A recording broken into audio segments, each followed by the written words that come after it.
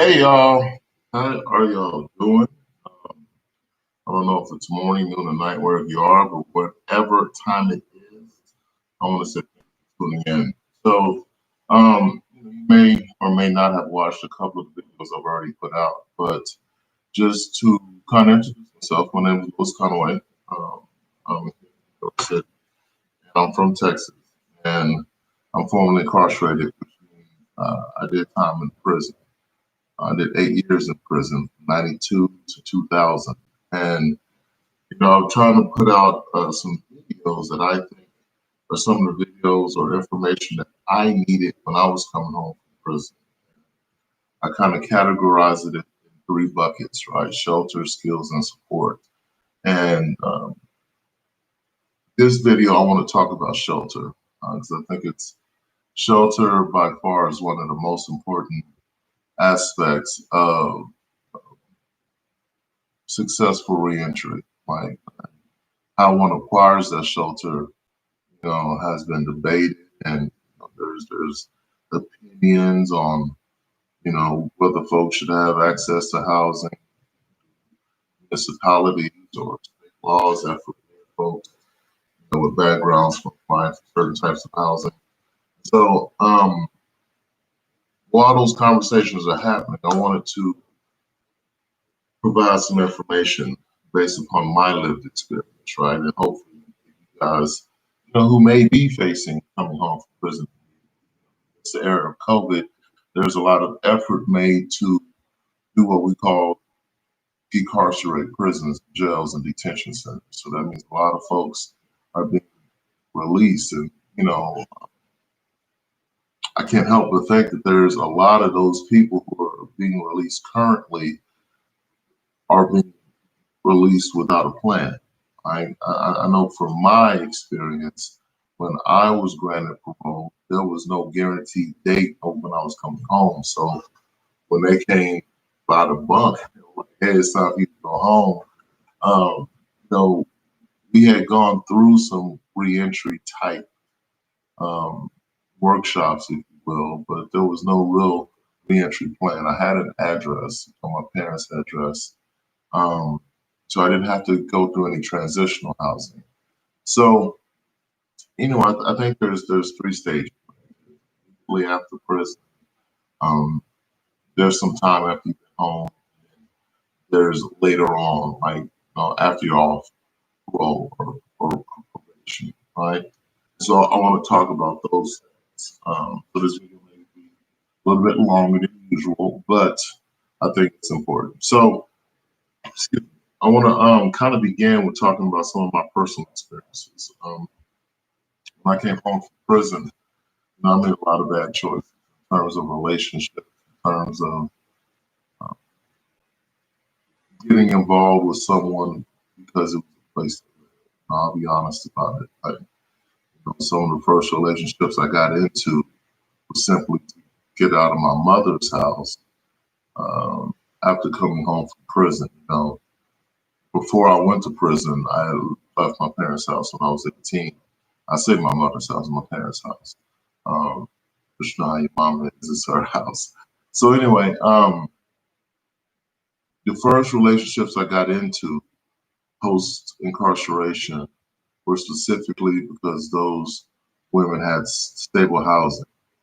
Um, and the trauma of doing time, trauma of having to come back and be dependent upon someone for housing, it caused me to make some bad decisions, bad choices. And those choices were based on desperation because you have to have stable housing to stay on parole. And that's one thing I really want to kind of flag for folks. Like, you're first getting out, I want you to be meticulous about making sure that your housing is stable. And if there's any changes, I want you to be meticulous about updating your parole officer. One of the advantages I think I had was that I kept my parole officer updated constantly, whether it was small or not. I made sure that what was happening.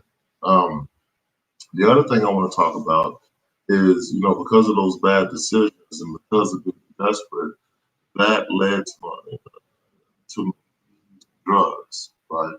Or going back to drugs.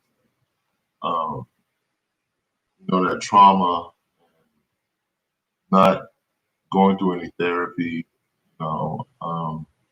then feeling like, I had self-esteem issues.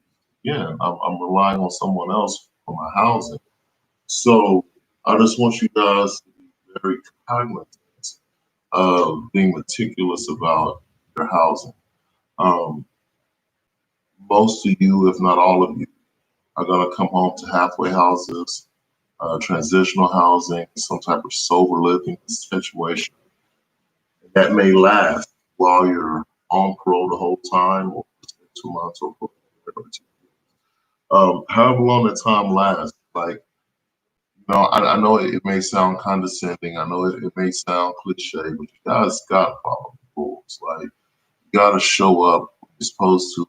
You gotta do whatever they say you gotta do until you get to a place where you want to do what you want to do. Right? I know for me, when I first came home, I was on an electronic monitor. I was on that monitor for 60 days. I was so adamant about not getting violated that if my schedule said I could leave home at 7 a.m., I wouldn't leave until 8. If it said that I had to be in by 6 p.m., I was in by 5, right? And if I wasn't able to make that time frame, I would send, back then, I could send a fax. Now, you can send a text, an email, tell them, hey, listen, something happened, blah, blah, blah, right? But I just want you to, folks that are immediately coming home, a lot of the people who are going back in are going back in for technical violations, and those technical violations are based on you not having stable housing. So I say that to say, if you're in transitional housing, if you're in sober living housing, if you're in some kind of halfway housing, be very meticulous about making sure that you maintain stable housing. Now, there was time periods where, because I didn't want to live with someone I wasn't in love with, or I got tired of these. So there was a period of my life where I was homeless. There was a period of my time of my life on parole where uh, I was living in an office building within my office space. I had built a studio because I was in transition out of a relationship. I didn't have housing. No one would rent to me because I didn't have a rental history, because I didn't have stable income. And so what I did is I rented an office space, and it was on the third floor.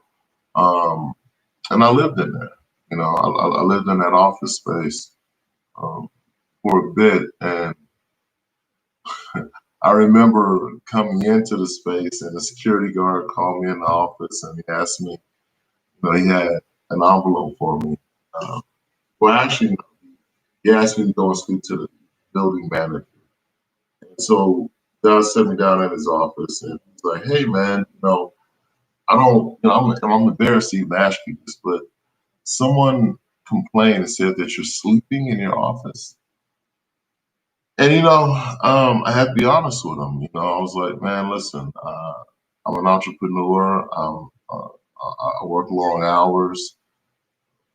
I'm just trying to get in a position to where I can be profitable. Right now, it's requiring space a lot. So I just ask you if you can just allow me to continue operating how I'm operating. I promise I'll stay out the way." Um, he was understandable. He was understanding, I should say. He understood what I was trying to do, and I shared with him. I shared with him that I had a background. I shared with him that I had been in prison. I was forced to be an entrepreneur, and part of me being an entrepreneur was having to work as many hours as I did. So um, that was in between finding stable employment, finding stable um, housing. once I was able to get stable employment, right? I told you under the videos that I began to work at the strip club. I was a DJ. So that was the first time I was actually able to have a stable, regular income that allowed me to apply for housing. One of the first barriers I encountered was my background. As soon as they did a background check, they found out that I was convicted of voluntary manslaughter. It became an issue of, you know, want to rent to anybody that has that kind of background. So that happened to me a number of times. And so my mentality was to go to the cheapest part of town where I felt like there wouldn't be a big issue with my background. However, that's where they were most stringent. So I went against the grain. I went and applied on the other side of town, right, the west side of town. And man, the folks, their attitude was, as long as it hasn't been within the last 5 years, we don't have a problem, whatever it is. As long as you're able to pay your rent, show that you can make, you know, 3 times your rent, it's no problem. So I say that because I think it's important for you to be creative, right? You're gonna hit some blockades, you're gonna hit some obstacles, you're gonna hit some hurdles. But you gotta be thinking, you know, how can I advocate for myself, right? And at that time, I'll be honest with you, I didn't have state employment. I was working as a music publisher and a videographer and a studio engineer. So I was self-employed, and I was able to put together a tax statement, right, that kind of outlined how much I was projected to make. And so I was kind of able, you know, to kind of create my own income and use that as a way to get in. And I found out that as long as you have the money, they're really not too concerned about your background, right? But also when I began, you know, when I ran for office, we decided to move to a home, and that process was a little different. I told you there was like 3 stages. Right after you come out of prison, once you've been home for a little while, then there's once you get stable and you're trying to find a home. So one of the tactics that we use is when you're searching for a home, formerly incarcerated, or you have a background, you don't want to look at the signs that look like they come from like a realtor. You want to go for the signs that look like the homeowner, the sign out there. Because you want to be able to talk to the person that owns the home, so you're not going through a third person. That's what worked for me. I was able to talk to the homeowner, kind of explain to them my background, you know, just build a rapport, right? So the first home we moved into, and I say we, and my wife and I, we encountered a stringent background process, not so much on the criminal side, but on our rental history and our employment history and our financial history. So as soon as you can, I want you guys to stabilize, get stable in your job situation, or if you want to be an entrepreneur, get stable in that. Begin to build credit by paying your bills on time, right? Go ahead and get utilities in your name, right? If you're staying with someone, get the utilities in your name and pay it on time. Get involved with a credit union. Don't go to a bank. Put your money in a credit union. Those credit unions don't charge fees. They work with you better, and it's easier to qualify for a loan. When I moved to New Jersey, we went through the same issue in terms of my background, but this time we were able to work through a realtor because one of our friends in Texas was a realtor and she knew someone in New York. Because I had built such a rapport and such a background in terms of she was able to pull up some articles on me, show them to the landlords, the owners of the building, but there was still a process, right? That, you know, something that I did when I was 21 came back up when I was 50.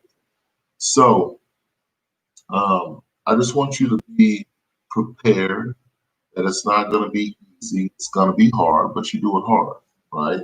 Um, you're going to get turned down. You're going to hit some walls, but those walls shouldn't be to stop you. They should be to make you creative. Think about, if you're not sheltering yourself, you're sheltering your family.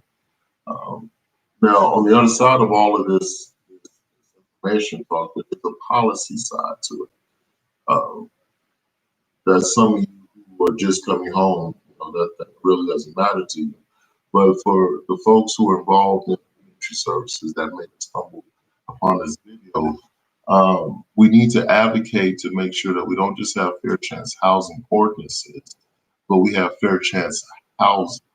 And what I mean by that is that we begin to develop housing that is specifically designed for not just reentry and temporary housing, but housing that people can come home to and be responsible for and build the type of credit that they need to get into another home, right? So as we're thinking about reentry in a policy framework, as we're thinking about reentry in a legislative framework, I think it's admirable that we're looking to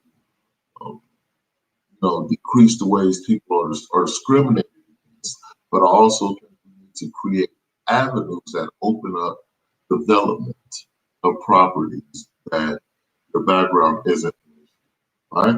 So anyway, again, I don't want to hold these too long, but I thought the housing and shelter was really important. So I apologize for taking so long talking to you about this. But for me, coming home from prison, housing was an issue. So again, my name is Louis Conway. I appreciate you guys hanging out. Like, subscribe, share. If you have any comments, please leave those in the comment section. If you have any questions, if you have any advice, share your story. Yeah, so let's try to stay in touch. I really appreciate you guys watching. Have an amazing rest of the day.